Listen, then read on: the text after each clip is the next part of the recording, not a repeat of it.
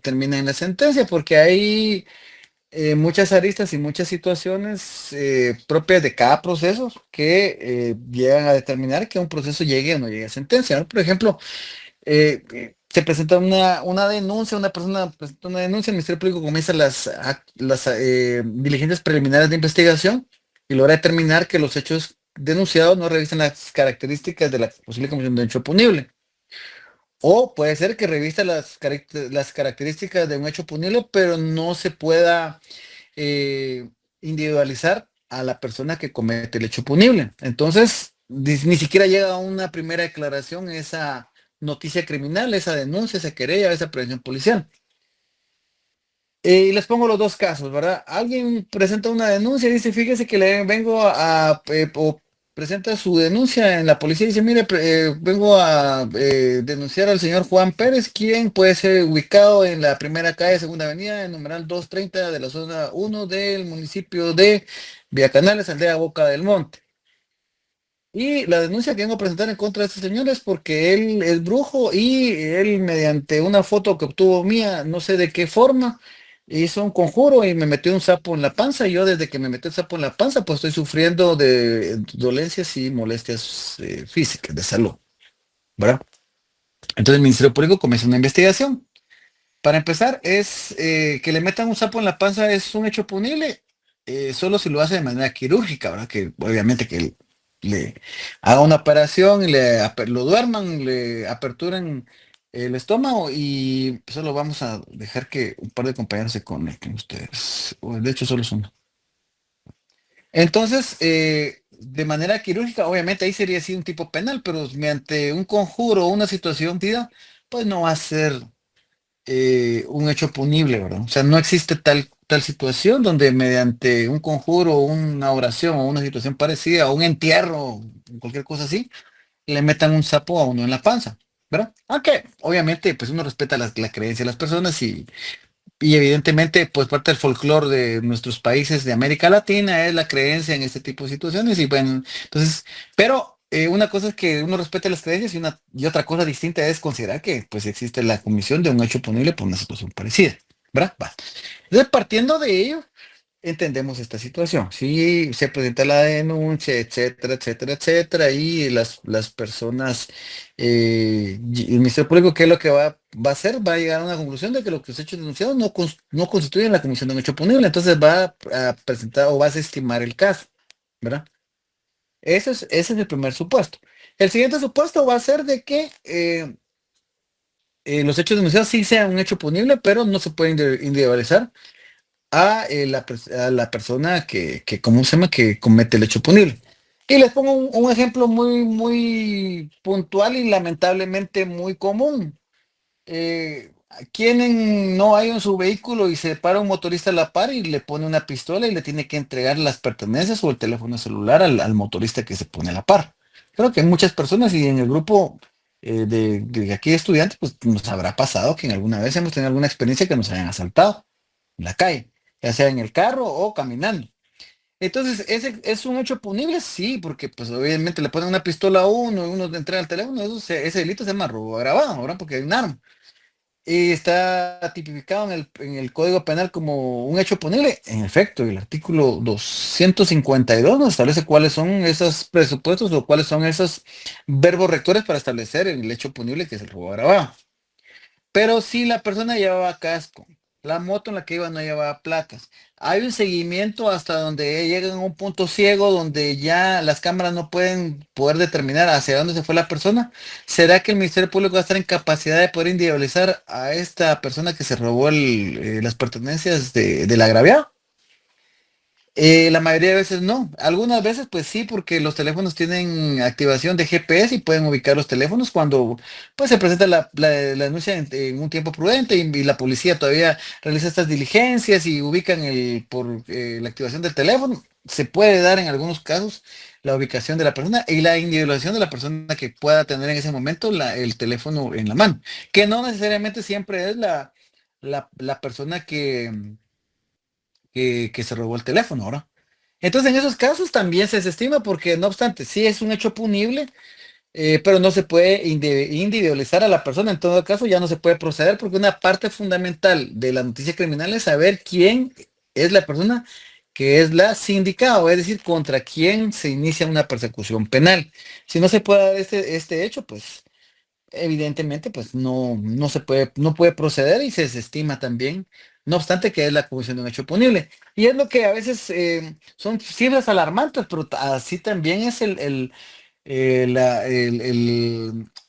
número o la violencia o la delincuencia que hay en un país, ¿verdad? O sea, dicen, mire, desestiman un porcentaje alto de estos hechos, pero lamentablemente, pues yo, pues sí me consta cuando veo los procesos de desestimación, donde sí se agotan todas las instancias, pero obviamente adivinación, una situación parecida no se puede hacer. O sea, sí se agotan las diligencias y llega a un muro donde ya no se puede avanzar y lamentablemente, pues los agraviados quisiéramos que se hiciera justicia, pero ¿qué se va a poder hacer si lo fundamental es individualizar a la persona que pudo haber cometido el hecho y no se puede hacer esta situación? Pues claro, ¿verdad?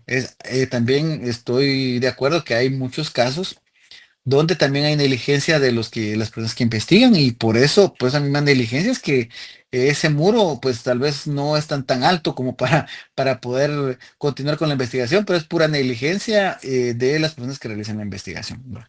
Entonces, esta es una de las maneras donde el proceso penal ni siquiera llega a primera aclaración. Cuando llegamos a una primera aclaración, si se individualiza a la persona, se cita o se gira la orden de aprehensión y se resuelve la situación en una audiencia de primera aclaración, llega ese momento entonces donde se decreta la falta de mérito. Entonces la falta de mérito también es una de las circunstancias por las cuales el proceso no pueda continuar y ya no llegue a sentencia.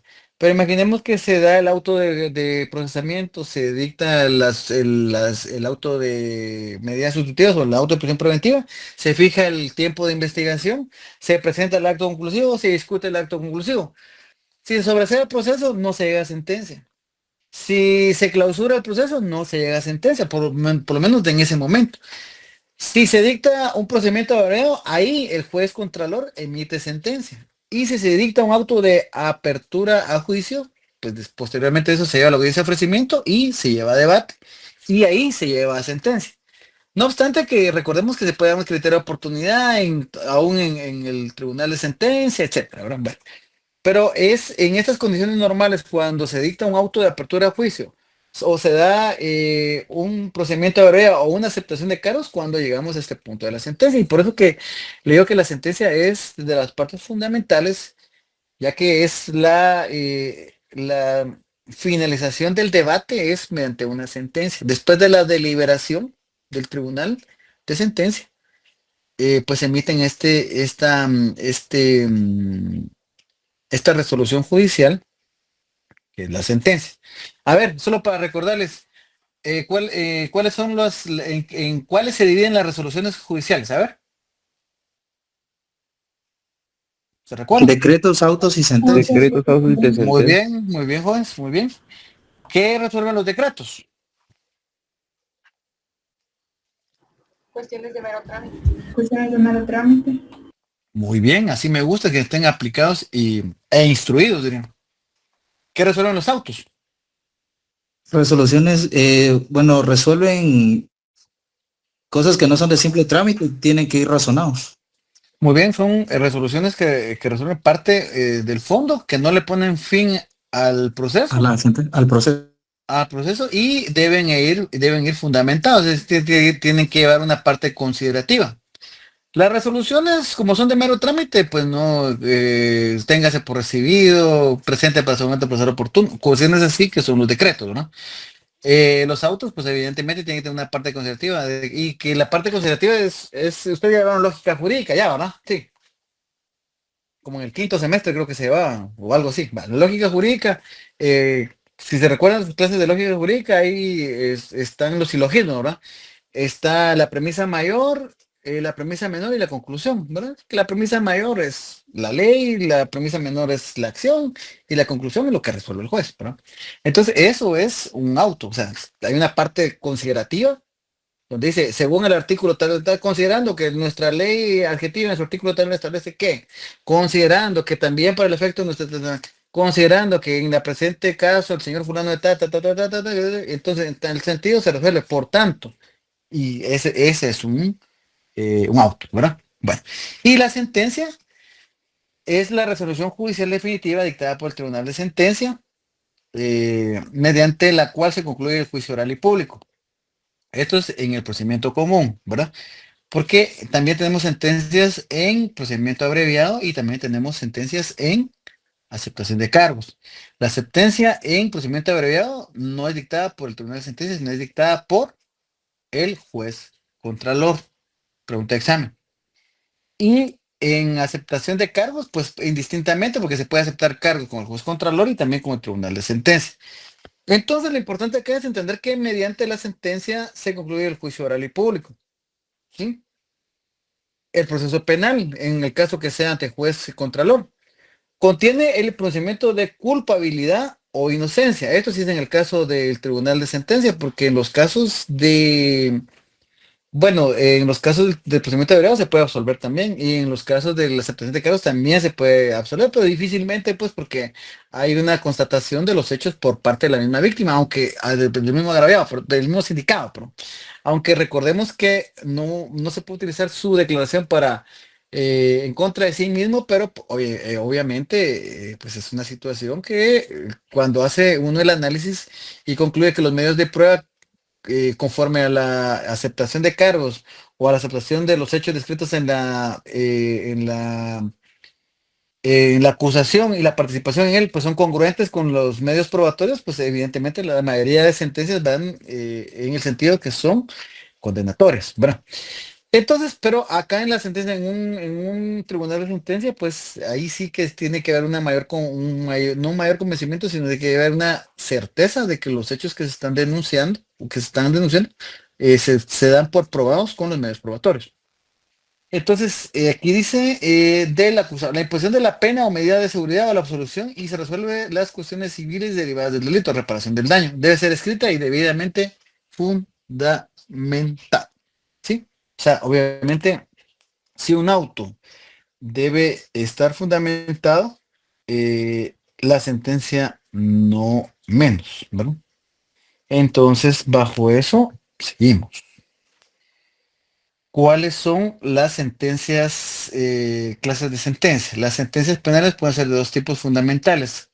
Condenatoria, y se dice que la sentencia es condenatoria que declara al acusado culpable del delito o de los delitos que se imputan, por considerar que se ha probado su responsabilidad más allá de toda duda razonable. ¿Sí? Es decir, la sentencia cuando es de carácter condenatorio no debe dejar lugar a dudas, es decir, tiene que ser la certeza completa que los hechos que están acusando fueron probados por medio de los medios probatorios.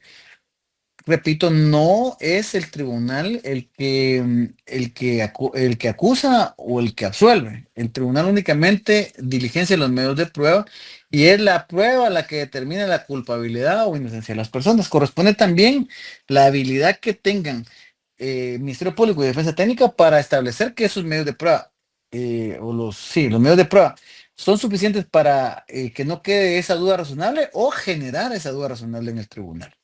¿Dudas con esto, compañeros? ¿No? No, ¿Todo claro? Bueno. Entonces, contrario censo a esto, el contenido de la sentencia de carácter condenatorio debe contener estos elementos. La declaración de culpabilidad, ¿sí?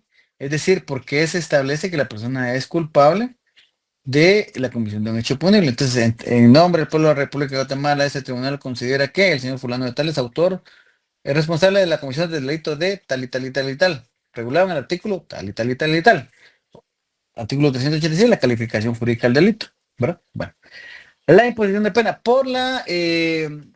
entonces ahí la parte donde, digamos, se establece que por la transgresión a la ley penal se considera la imposición de la pena de ahí se debe establecer si la pena es de prisión o si es de prisión o multa, que son las principales, o accesoria, que puede ser inhabilitación. Entonces, si hay de las dos penas, se establece la pena principal, la pena accesoria, o si hay dos penas principales, porque hay delitos que conllevan prisión y multa, que son dos penas principales.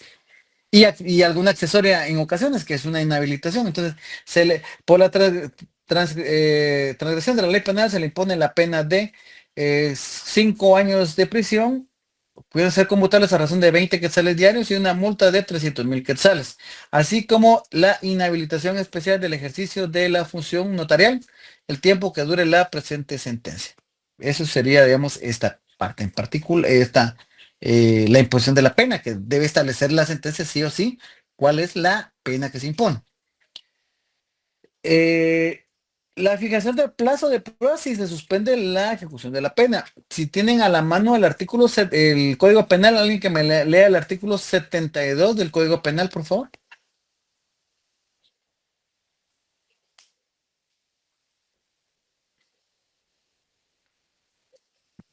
Suspensión condicional.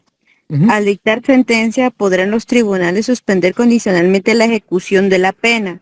Suspensión Pausa que ahí, por favor. podrán con... Pausa ahí. Dice que los tribunales, al emitir la sentencia, podrán suspender la ejecución de la pena. Es decir, ya emitieron una sentencia. Pero con esto lo que se está haciendo es que se deja en suspensión que la ejecución de la pena. O sea, la pena se ejecuta cuando el juzgado de ejecución pues comienza a hacer el conteo de cuando es privación de libertad del cómputo que debe tener la persona de privada de libertad. Pero cuando se suspende la ejecución de la pena, se deja un periodo de prueba. Entonces, continúe con la lectura. Disculpe que le haya interrumpido, compañero. Suspensión que podrá correr por un tiempo no menor de 2 años ni mayor de 5. Sin concurrir en los si concurriera en los requisitos siguientes. Muy bien. 1. Que la pena consista en privación de libertad que no exceda de 3 años. 2. Que el beneficiado no haya sido condenado anteriormente por delito doloso. 3. Que antes de la perpetración del delito el beneficio haya observado buena conducta y hubiera sido un trabajador constante. Muy bien. 4. Entonces, ajá, bien. ¿Sigo o lo dejo ahí? No, déjalo ahí, por favor. Muy Entonces, mira, bien. pues cuando se dan las condiciones que la establece el artículo 72, el abogado defensor puede pedir que se suspenda la ejecución de la pena. Entonces, por esto, esta parte que les establece aquí, donde dice la fijación del plazo de prueba, es porque dice que la persona debe quedar sometida a una prueba, a un periodo de prueba. Entonces, este periodo de prueba es el plazo que establece ahí, que debe ser, es entre 2 y 5 años. Y el delito no debe ser mayor a 3 años. Es decir, si la pena que se impone es de 3 años, se puede suspender la ejecución de la pena. Pero la persona queda condicionado el tiempo que establezca el tribunal, que puede ser entre 2 y 5 años, a no cometer un nuevo hecho punible, porque si comete un nuevo hecho punible y está en este periodo de prueba, se ejecuta la sentencia que se dejó en suspenso y se da la nueva persecución penal. Por eso es que queda condicionada la persona a que no, ese periodo de prueba, a eso se refiere, ¿verdad? O cuando se decreta una suspensión de la ejecución de la pena, y se queda la persona sujeta a un plazo. ¿Tienen alguna duda con eso o sí está claro? Sí, está claro. Va. Muy bien. Otra de las partes importantes es la resolución sobre la responsabilidad civil. En este caso es la reparación del daño y costas procesales. Las costas procesales es digamos, una estimación pecuniaria o económica de la sustanciación del proceso penal. Y para eso pues se devuelve el expediente al juzgado contralor para que el juzgado contralor haga una estimación de cuántas audiencias se llevaron a cabo, cuántos memoriales se presentaron, o sea, es decir, cuánto fue lo que le pudo haber costado al Estado la sustanciación de ese proceso penal, y se hace mediante un arancel que es el 111-96, una ley, y esa ley pues, contempla cuánto es lo que debería de cobrarse por cada una de las actuaciones, y con base a eso se hace esta estimación de costas y se condena en costas a la persona, ¿verdad? La orden de inscripción en el registro de antecedentes penales es cuando a la persona se establece que se suspenden sus derechos políticos el tiempo que dure la presente sentencia. Sí, una persona que ha suspendido sus derechos políticos cuando se emite una sentencia de carácter condenatorio. ¿Dudas con esto? ¿O todo está bien? ¿No? Todo bien. Pasamos a la absolutoria, ¿sí?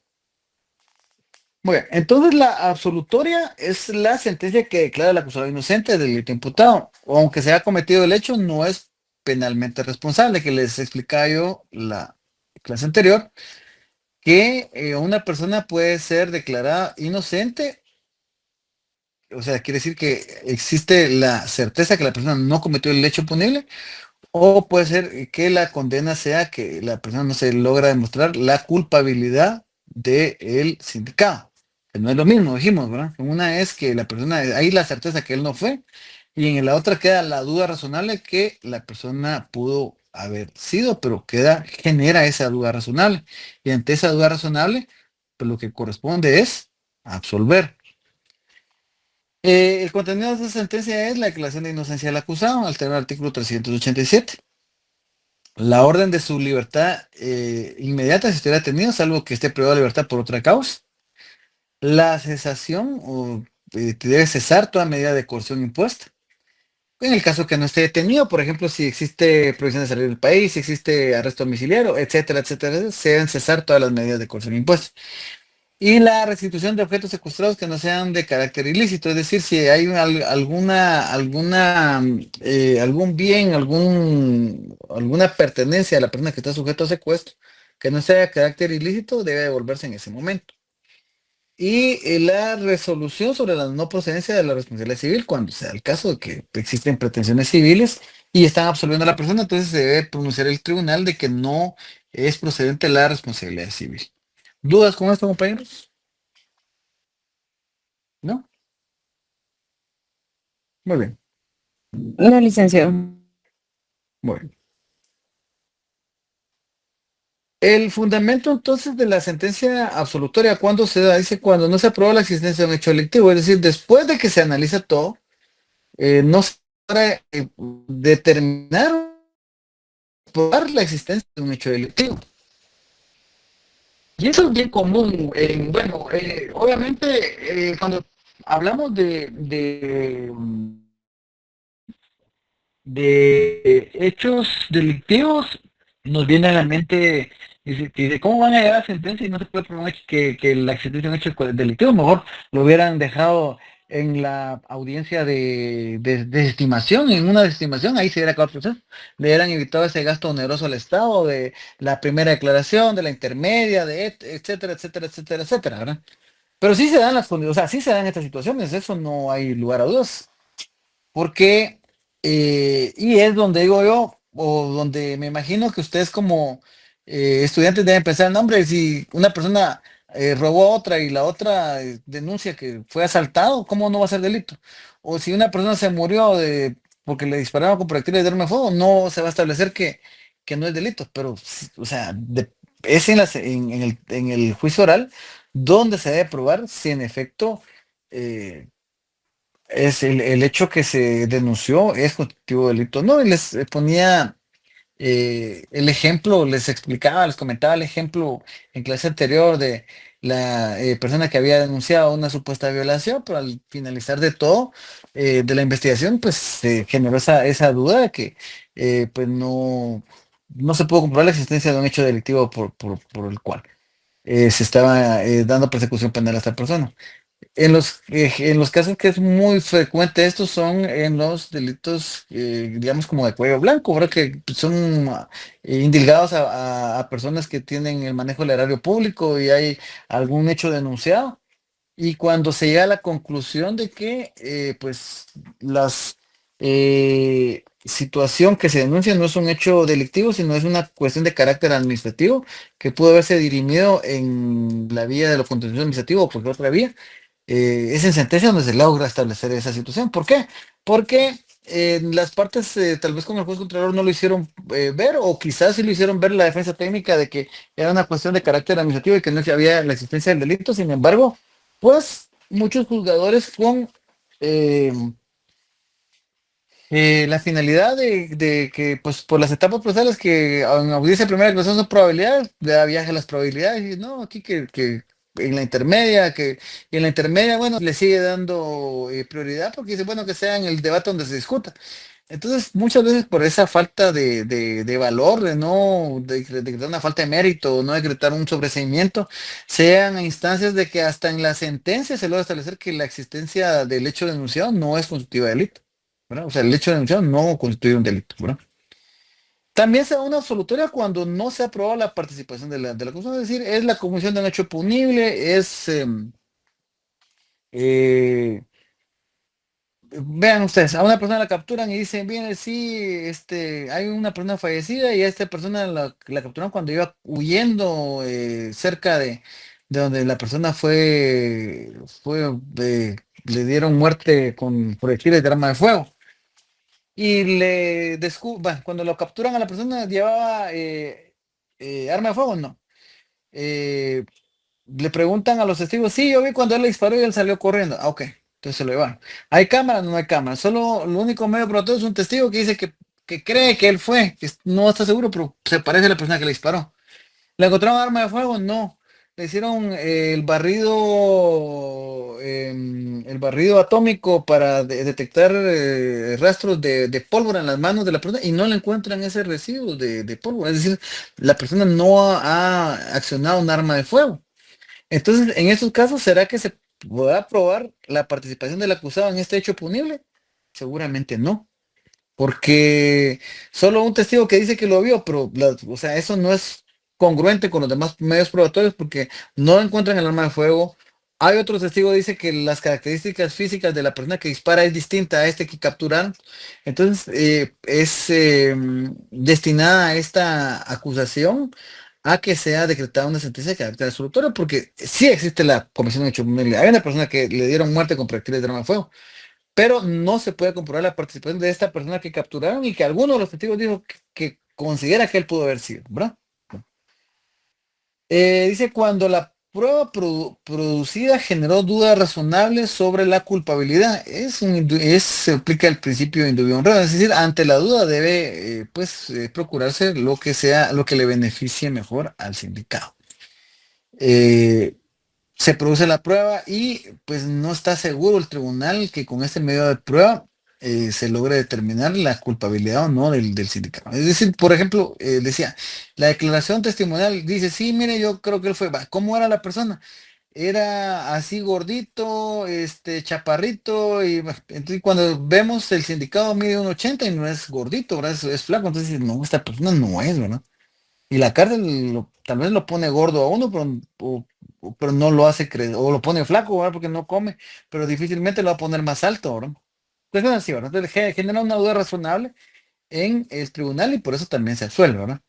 Entonces, dice que cuando se comprueba una causa de justificación o inimputabilidad o inculpabilidad, estas son situaciones que hacen considerar que no existió eh, eh, o que son eximentes de la responsabilidad penal. Por ejemplo, una causa de justificación, ¿verdad?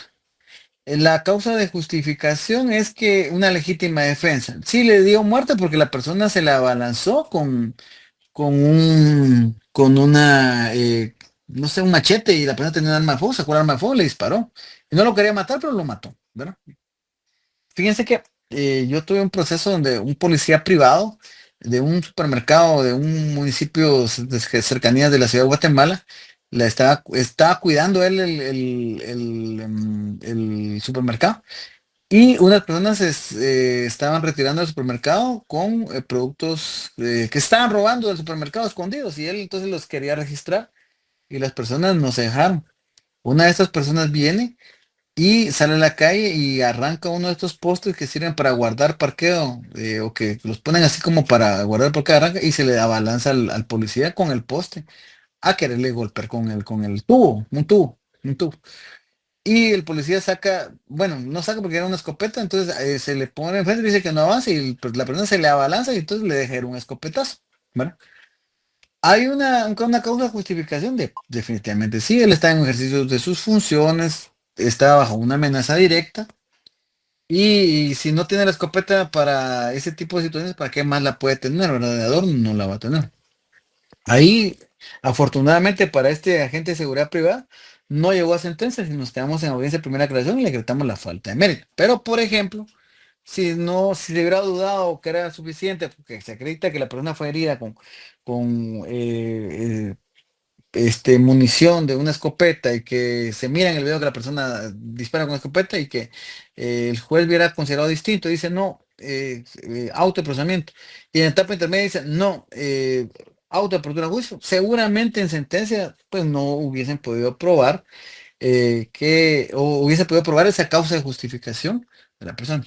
Inimputabilidad es que la persona pues no está en pleno uso de sus facultades o en su caso pues también un inimputable es una persona menor de 13 años, ¿verdad? Que no pues tiene esa capacidad para que ser juzgado por los hechos punibles que pudo haber realizado. Y también recordemos que el auto de procesamiento posee la autoridad de cosa juzgada, lo que significa que el acusado no puede ser juzgado nuevamente por el mismo hecho. Eso pasa también cuando se pretende continuar con una persecución penal donde ya se ha decretado un sobreseimiento, ¿verdad? ¿Dudas con esto? ¿No? ¿Todo claro? Y todo claro, Alex. Bueno, Todo claro. ¿cuáles son entonces los requisitos de la sentencia? Dice, para que una sentencia sea válida y justa debe cumplir una serie de requisitos formales y sustanciales establecidos en la ley. Fundamentación, lo que denominamos motivación. El requisito más importante, artículo 11 bis y 386 del Código Procesal Penal. Entonces la sentencia debe expresar en forma clara, precisa y completa las razones de hecho y derecho que llevan al tribunal a su decisión. Esto implica fundamentación fáctica, descripción de los hechos que el tribunal considera probados. Es decir, el tribunal debe tener como probado que el día 2 de febrero del año 2025, en mediaciones de la primera calle, segunda avenida, frente al numeral 3-30 de la zona 8 de la ciudad de Guatemala, el señor Juan Pérez se encontraba viviendo en la banqueta con sus amigos cuando llegó el señor Julio Gómez Ramírez. Y el señor Julio Gómez Ramírez pues saca un machete que portaba y le propina 25 machetazos a el hoy víctima, hoy fallecido de represión de causa. Esa es la plataforma fáctica, tener estos hechos descritos, tenerlos como probados. Pero no solo decirle, mire, ya lo tengo probados, por cómo es que tiene probados estos hechos, con qué medios probatorios tiene probada esta plataforma fáctica. ¿Sí? Y esto se hace a través de la fundamentación probatoria descriptiva, mencionar la mención de la prueba producida en el debate y qué se logró probar con ese medio probatorio, ¿sí? La reproducción del video de cámara de vigilancia ubicada en tal, de fecha tal y tal y tal, entre tal hora y tal hora, la cual se logra pues, establecer con este medio probatorio que la plataforma fáctica se logra comprobar mediante y desarrolla todo esto, ¿no? Entonces sí, eh, eh, permítame un momento.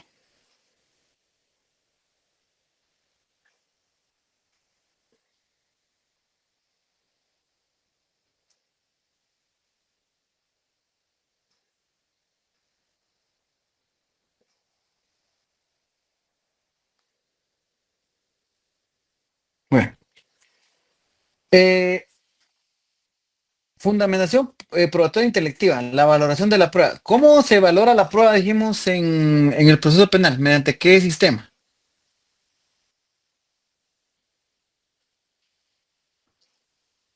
Mediante la sana crítica. Mediante la sana crítica razonada, ¿sí? Y como venimos la explicación de cómo el tribunal valoró cada prueba aplicando las reglas de la sana crítica razonada, es decir, la lógica, la psicología y la experiencia, y cómo llegó a una conclusión sobre la existencia o inexistencia de los hechos y la participación del acusado. Es decir, toda esta fundamentación práctica, probatoria descriptiva, intelectiva, el tribunal debe indicar, mediante esa respectiva motivación o fundamentación, cómo es que se establece esta plataforma fáctica, descriptiva, intelectiva y particularmente la jurídica, es decir, la aplicación de las normas penales sustantivas y procesales en el caso concreto. ¿Por qué consideramos que esa plataforma jurídica o esa plataforma fáctica encuadra en esta plataforma jurídica? ¿Por qué es asesinato y no es homicidio? ¿O por qué es homicidio y no es asesinato? Porque mediante los medios de pruebas hay una persona fallecida, pero ¿por qué es homicidio y no es asesinato? ¿O por qué es asesinato y no es homicidio? Porque mediante esta fundamentación probatoria descriptiva e intelectiva, también probatoria intelectiva, se logra determinar cuáles son estas circunstancias especiales que hacen considerar entonces que la persona es culpable del delito de asesinato. O también que no existen estas condiciones especiales y por lo tanto entonces el hecho punible únicamente debe de ser sentenciada a la persona por la comisión del delito de homicidio. Pero es eso. ¿Cómo es de que se aplican las normas penales, el Código Penal o las demás leyes penales especiales, que dígase ley contra la narcoactividad, ley de terminales, uso de terminales móviles, ley de la, ¿qué? Ya le dije narcoactividad, o ley de armas y municiones, todas estas leyes que contienen tipos penales, ¿verdad? ¿Cómo es que se ajusta la plataforma fáctica en cada uno de de estas leyes penales y también mediante las leyes procesales? ¿Por qué se dictó el autoprocesamiento? ¿Por qué se dictó el auto de apertura? ¿Por qué se aceptaron estos medios de prueba? ¿Por qué no se aceptaron los medios de prueba? Es decir, esas circunstancias que nos arrojan al tribunal a condenar o a absolver, ¿verdad? Bueno. Requisitos de la sentencia. Estos requisitos, siempre hablando de estos requisitos, debe tener claridad y precisión. La sentencia debe ser, debe ser redactada en un lenguaje comprensible, sin ambigüedades y con la precisión necesaria para que las partes entiendan el alcance de la decisión. Aquí existe una situación compleja, ¿verdad? Ustedes para los juzgadores, porque en la evaluación de desempeño le solicitan al, al juzgador que cuando emita una sentencia contenga, pues, aparte de estos requisitos que hemos observado, que contenga jurisprudencia, que contenga también doctrina, es decir, que plasme rasgos de jurisconsultos, es decir, personas que hacen libros, que se dedican al estudio del derecho, y decir cómo el tratadista, fulano de tal establece, pum, pum, pum, pum. Y evidentemente cuando ya se incorporan estos elementos, que pues obviamente son necesarios en una sentencia, ya se vuelve un poco no tan clara para las personas que desconocen el derecho. Obviamente ustedes como estudiantes, estudiosos del derecho, cuando existen palabras de domingo, palabras complicadas, dicen, ¿qué significará esta palabra que no es primera vez que la leo, primera vez que la escucho? Y bueno, tengo un diccionario, la busco, ¿qué dice en el diccionario? O ahora con los dispositivos telefónicos, solo se meten a la RAE, ya escriben la palabra que no entiendan y ya les da la definición según la RAE de cuál es la palabra pues, que se está buscando, ¿verdad? Entonces, les digo que eso es complicado porque si se dan cuenta, de conformidad con lo que nos establece estos requisitos de esa claridad y precisión, pues ya al ser redactada con palabras extrañas, pues ya no entendemos muy claro qué es lo que establece esta situación, ¿verdad? Como decía, ante esta circunstancia, me recuerdo una sentencia que leía en alguna ocasión, ¿verdad? Que pues estaba yo era estudiante todavía y dije, ¿qué significará esa palabra, no? O sea, como es de conocimiento el arma de fuego de marras, decía Marras. Dije, marras, esa palabra, ¿será que se equivocó y que se le puso una R de más y era un arma de mara? O sea, y le agregó una S. Pero resulta ser que es un adjetivo cuando se establece a una circunstancia, por ejemplo, el arma de marras, es decir, es un arma que ya es sobradamente conocida entre la presente causa o que ha sido ya mencionada anteriormente, ¿verdad? Entonces, obviamente eso ya lo sabe uno porque pues le genera la duda, lo buscan en un diccionario, ya, sí, eso. Pero parte de la evaluación de desempeño le pide que sea con tecnicismos una sentencia. Pero uno al leer el artículo 386, la sentencia debe ser tan clara que la pueda leer la persona que tenga poca escolaridad y, y la pueda entender, no solo leer, sino la pueda entender, ¿verdad? Pero obviamente eso es una contradicción y pues a final de cuentas eh, pienso yo que debe prevalecerlo el artículo 386, es decir, que la sentencia debe estar en condiciones que la pueda entender la persona que tenga poca escolaridad y por lo menos pueda leer, ¿verdad? O sea, que la lee y la entiende. ¿Sí? Bueno. Congruencia, debe existir una correlación entre la acusación y la sentencia. Como les repetía, ¿verdad? No se puede acusar, o sea, perdón, no se puede sentenciar hechos que no obran dentro de la acusación. ¿Sí?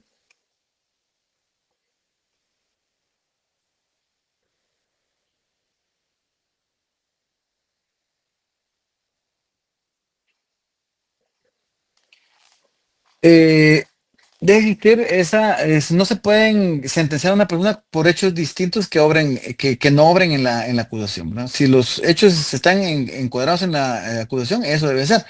Y por eso es que a veces existe esa incongruencia que les explicaba yo, que si dice que una persona falleció el 15 de junio del año y el dictamen del INASIF dice que la persona falleció, la fecha de muerte es 16 de junio, la acusación no es congruente con los medios de prueba, entonces se debe absolver, entonces debe guardar esa congruencia, esa correlación entre lo que se acusa y lo que se está sentenciando. Y esto lo que establece era que el tribunal no puede condenar por hechos o circunstancias distintas a las que fueron objeto de la acusación. Eso es fácil. Exhaustividad. La sentencia debe resolver todos los puntos esenciales que fueron objeto del debate, incluyendo la cuestión penal y la civil, cuando existe pretensión civil. Especificación, lugar y fecha que se dictó la sentencia, identificación del tribunal y las partes, enunciación clara de los hechos y circunstancias que fueron objeto de la acusación, y votación de los jueces si es un tribunal colegiado. Firma de los jueces y secretario. Eso ya es en la sentencia escrita que se le da lectura y se le notifica a las partes, y es ahí cuando las partes deben recurrir si no están conformes a la sentencia.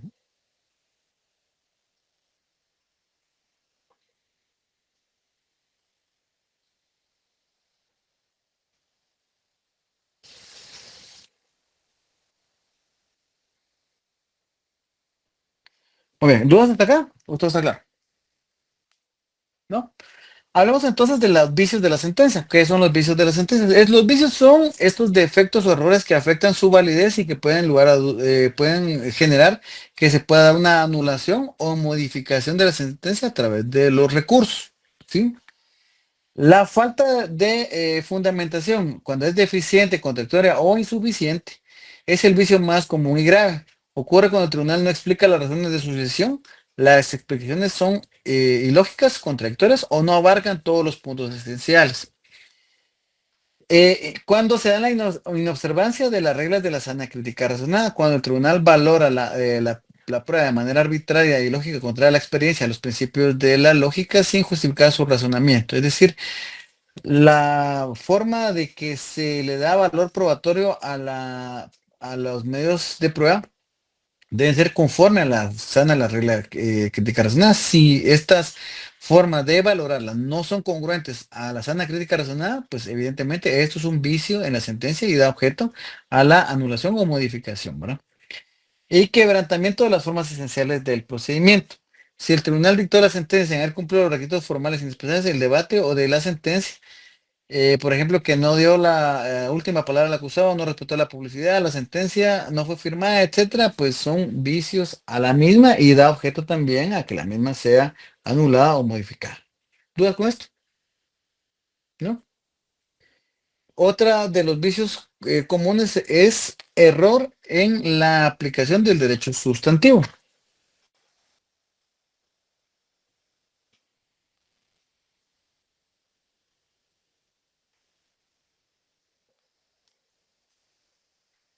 al derecho sustantivo. Entonces, cuando el tribunal aplica incorrectamente la ley penal, por ejemplo, condena por un delito que no corresponde a los hechos probados, aplica una pena indebida. Esto es la aplicación errónea del derecho sustantivo, ¿sí? También es un vicio de la sentencia. Inobservancia del principio de congruencia, cuando la sentencia condena por hechos no acusados o por diferentes de los que fueron objeto de debate, violando el derecho de defensa. Cuando se utiliza o se condena utilizando prueba ilícita, cuando la sentencia se fundamenta total o parcialmente en pruebas que fueron obtenidas ilegalmente. Cuando existen errores en la determinación de la pena, cuando la pena impuesta no se ajusta a los parámetros legales o no está debidamente motivada. Por ejemplo, este es un error muy común. Hay delitos que la pena indica que son inconmutables y es un vicio en las sentencias. Cuando, por ejemplo, se pone se condena, perdón, se le impone por la infracción a la ley penal una pena de 5 años de prisión a razón de 5 quetzales diarios. Y resulta que el delito es inconmutable. Eso es un vicio, porque pues, obviamente no se está determinando la pena conforme a los parámetros de la ley que se está invocando, ¿no?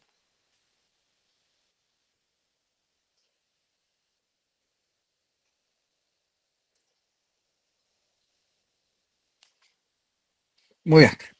Eso sería entonces lo relativo a la parte. Ahí está.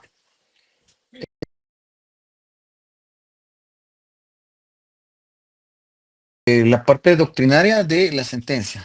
Y la próxima clase vamos a pues traerles, vamos a escanear una sentencia, se la vamos a ir presentando para que la veamos y logramos establecer estos elementos o estas partes fundamentales de una sentencia. Vamos a tratar de buscar una pequeña para que nos dé chance de poderla ver y la vamos a poder compartir para que la tengamos ahí y podamos pues, estudiar en algún momento para que entendamos cuáles son estas partes de la sentencia. Muy bien, entonces pregunto, con respecto a la clase de hoy, ¿tienen alguna duda, pregunta, inquietud, inconformidad, eh, envidias, enemigos ocultos, mal de ojo? ¿No? ¿Todo bien? ¿Todo bien? Todo bien, Lick. Todo Muy bien. bien. Todo bien, Todo licenciado. bien, Nick. Bien Con el explicado. curso en general, ¿alguna duda que tengan hasta este momento, hasta este punto? ¿No? ¿No? Bueno, No, licenciado. entonces, ¿qué mandan? No alcancé a entender. Bueno, entonces les voy a pedir que enciendan su cámara un momento, así tomamos la fotografía y nos vemos el jueves con la continuación de la sentencia y la otra semana miramos los medios de impugnación y finalizamos ya las clases con esto. Que hasta eso van a ir. Igual les voy a compartir las diapositivas, les voy a compartir todo, ¿verdad? Bueno, solo permítanme ustedes. Vamos a mandarle la constancia a la coordinación.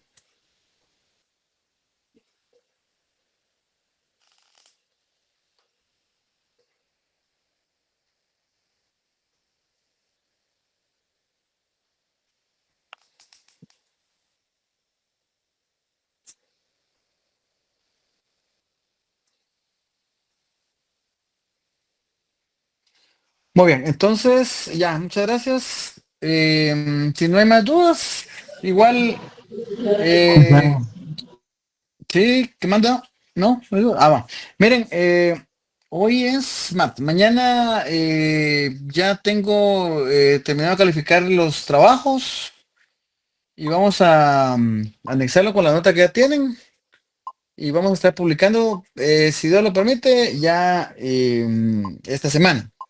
Jueves, viernes ya vamos a estar publicando, primero Dios. Y ya para que la otra semana ya tengamos conocimiento de la nota. La parte buena es que el examen final, como va a ser todo, no va a haber tarea, va a ser todo escrito. Entonces, esa es la parte buena, que no van a tener ustedes que necesidad de hacer tareas, sino de una vez se examinen, un examen, asumo que de 30 preguntas, igual lo responden y de una vez al otro día ya van a tener prácticamente publicada la nota, ¿verdad? Dicho esto, entonces, les deseo una feliz noche, que descansen y si no hay dudas, pues nos miramos el jueves. Bueno, Gracias, Mili. Buenas noches, Feliz Mili. tarde. bueno, Feliz noche. Gracias. Gracias, Lee. Feliz noche. bueno, feliz noche. Gracias, Lick. Feliz noche. Feliz noche. Feliz noche.